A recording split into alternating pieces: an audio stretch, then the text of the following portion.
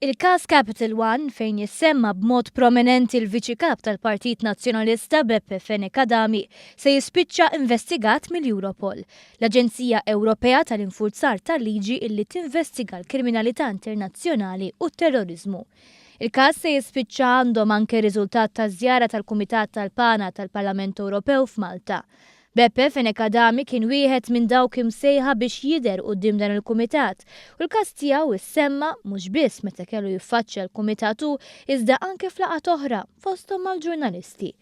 Kienet il-membru tal-Parlament Ewropew Ana Gomez li ħasset li għandha tieħu dan il-każ ant il-Europol wara ġurnata tal-laqgħat f'pajjiżna u wara li saħansitra semet lil Fene-Kadami jixed. Well, there were questions raised about his knowledge about an investigation that was carried by the Dutch authorities and which was somehow stalled here at the time when he was parliamentary assistant parliamentary assistant for the government in charge of home affairs. And their suggestions, they were also published in the Maltese press, that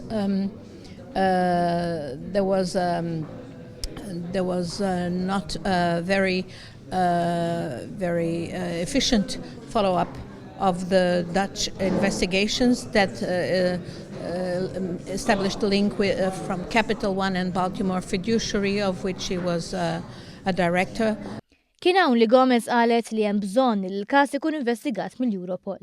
F'dan il-każ Beppe Fene-Kadami kien direttur ta' Baltimore Fiduciary li kienet responsabbli mill-affarijiet ta' Capital One. Capital One spiċċat investigata brabta ma' ħażil ta' flus bil-beneficjarji tagħha suspettati wkoll f'każi marbuta ma' droga.